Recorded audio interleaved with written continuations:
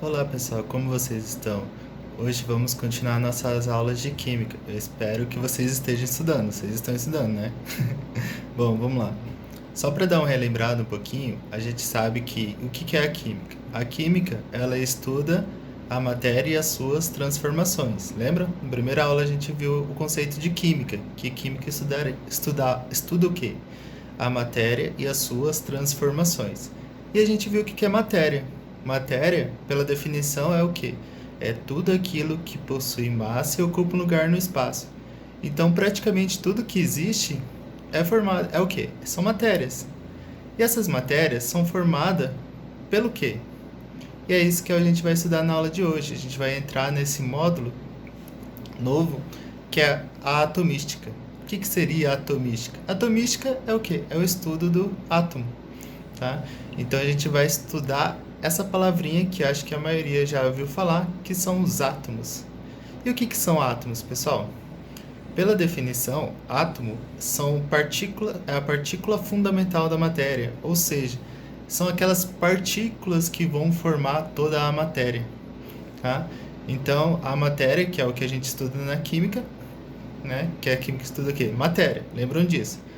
Química é a parte da ciência que estuda a matéria e as suas transformações, tá?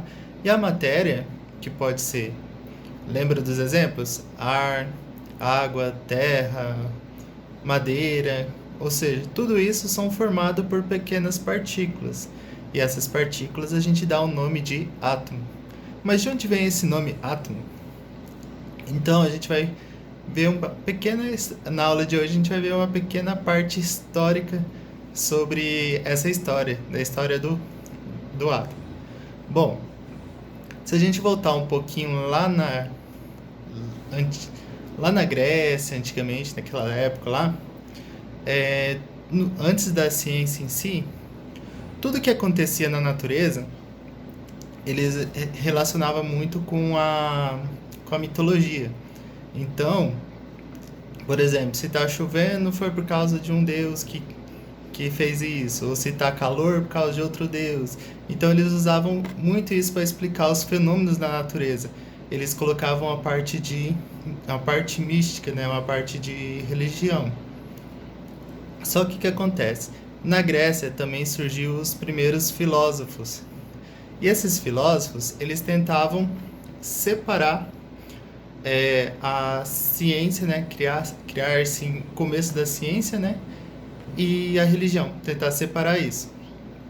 E eles faziam o quê? Eles faziam perguntas para tentar explicar as questões da vida, né, do que é o universo, do que as coisas são feitas, né. Então eles começaram a estudar em si esses fenômenos. Dentro de dois filósofos que a gente pode citar, que foi lá por ano de 400 a.C., a gente teve dois filósofos gregos chamados Demócrito e Leucipo. Tá? Esse Demócrito e Leucipo, eles começaram a formular teorias de como seria feita a matéria, ou seja, a matéria era feita de quê?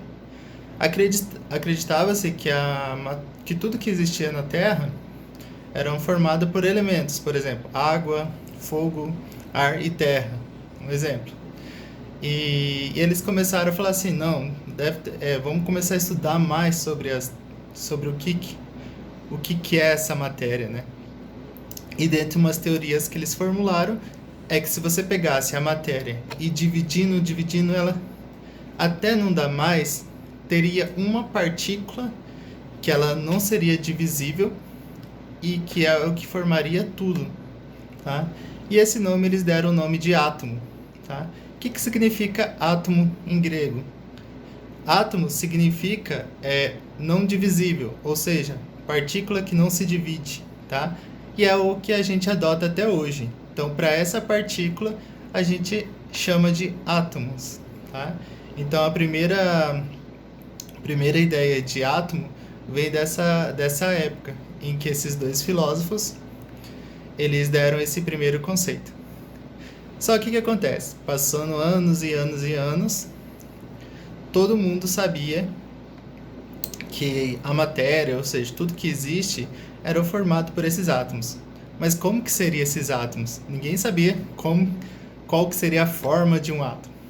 Para isso, foi formulado os modelos atômicos, tá? Foi criado os modelos atômicos lá pelo ano de 1800 depois de Cristo. Pensa, ó, a primeira ideia de átomo, que foi dos filósofos, foi 400 anos antes de Cristo. E o primeiro modelo que eles tentaram fazer para descrever como seria um átomo foi lá no ano de 1800, tá? Então, é um pouquinho mais recente, né? Se a gente for pensar na época de agora, né, 2000, tá mais perto de 1800 que 400 anos de Cristo, tá? Então é uma teoria, são teorias recentes, né? Mas tá, entrando nessa parte de modelos atômicos. Os modelos atômicos, o que são modelos atômicos? Eles são métodos que foram criados e desenvolvidos para tentar demonstrar como seria um átomo, tá? Então, cada cientista, ele desenvolveu no ponto dele, no ponto de vista dele, ou através de experimentos, como seriam esses átomos. E para cada desenvolvimento de átomo foi criado um modelo atômico. Só que, com o passar do tempo, que a gente vai ver um pouquinho daqui a pouco, que um modelo foi sendo substituído por outro. Aí a gente tem até o modelo atual de hoje em dia, tá? Então, assim como a ciência, a gente não tem nada definido, porque a ciência toda hora está mudando. Então, uma coisa que a gente descobre hoje pode ser derrubado mais para frente e mudar toda a teoria, tá? Então, os modelos atômicos, aconteceu isso. Foi desenvolvido um, aí foi descoberto mais coisas e foram refeitos os modelos. Bom, começando pelos modelos atômicos, o primeiro modelo que a gente vai falar é o modelo de Dalton, tá?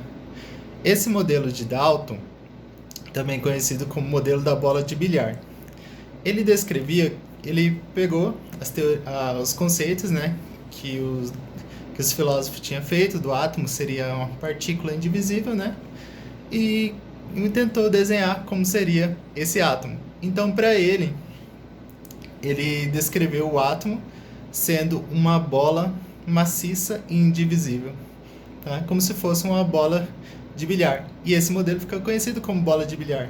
Então, esse foi o primeiro modelo desenvolvido, que é o modelo de Dalton, que é o modelo da bola de bilhar, que ele fala que o átomo ele é uma bola, é uma esfera maciça e indivisível.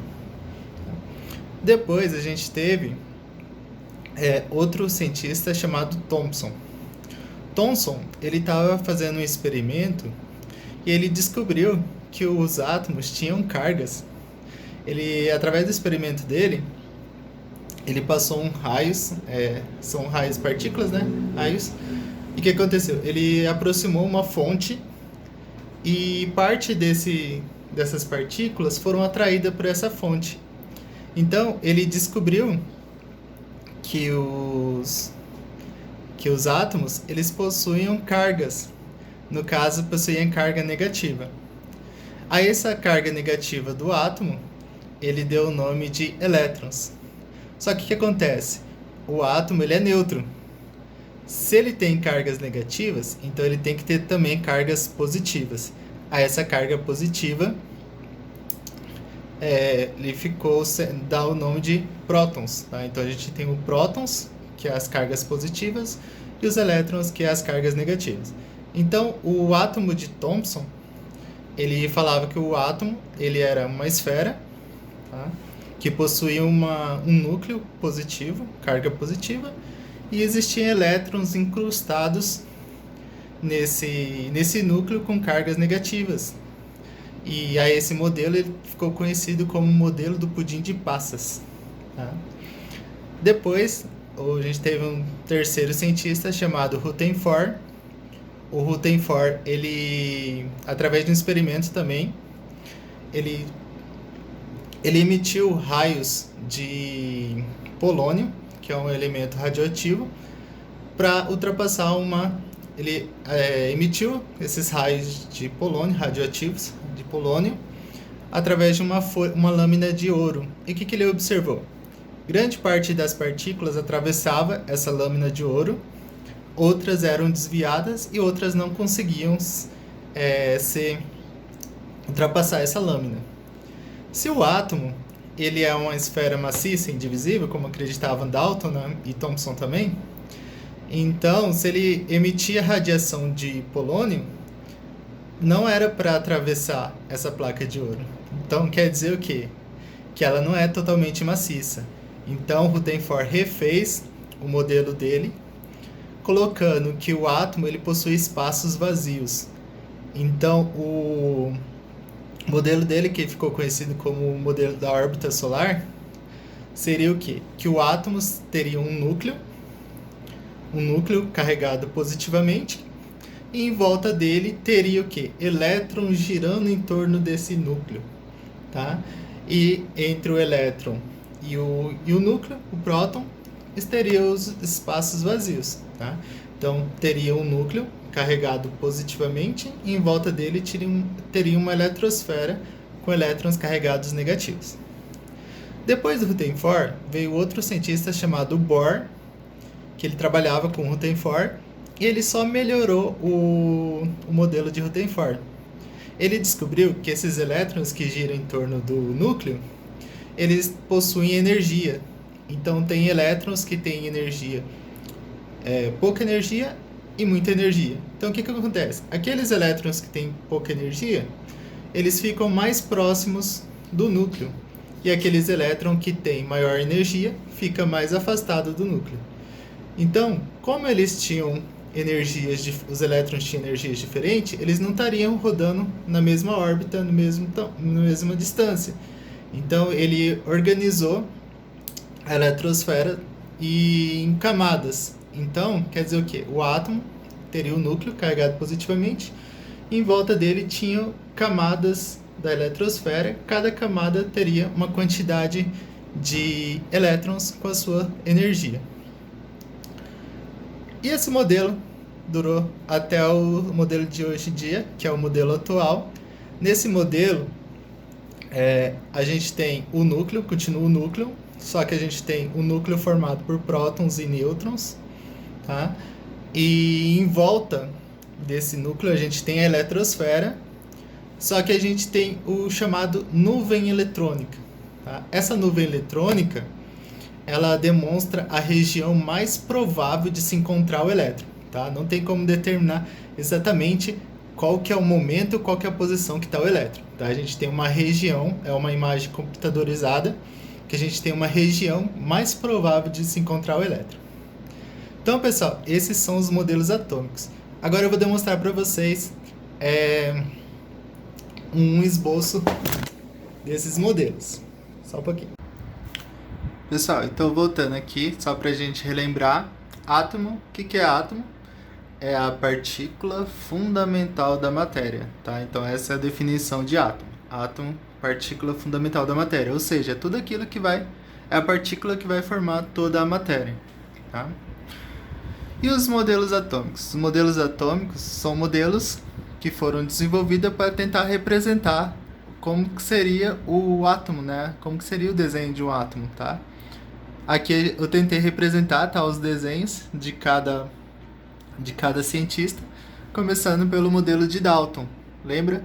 Dalton, ele desenvolveu o modelo que o átomo seria o quê? Uma esfera maciça indivisível. Tá?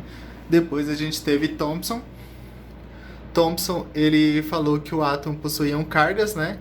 Sendo o núcleo com cargas positivas, e ele teria elétrons incrustados nesse núcleo com cargas negativas, que seriam os elétrons.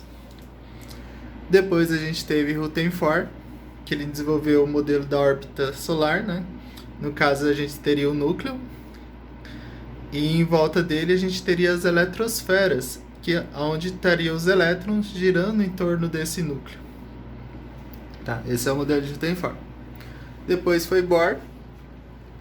O átomo ele continua tendo um núcleo, e em volta dele também tem a eletrosfera com os elétrons, mas elas estariam em camadas, tá? Não igual o Rutherford, que eles viajavam giravam na mesma distância, na mesma órbita, tá? Os elétrons estariam em camadas diferentes de acordo com o seu nível de energia. E o modelo atual que a gente tem é o modelo da nuvem eletrônica, tá? Nesse caso, o átomo continua tendo núcleo e em volta dele a gente tem uma nuvem eletrônica, que seria a região mais provável de encontrar o elétron. Tudo bem, pessoal? Então essa é a aula de hoje e a gente se encontra na próxima aula.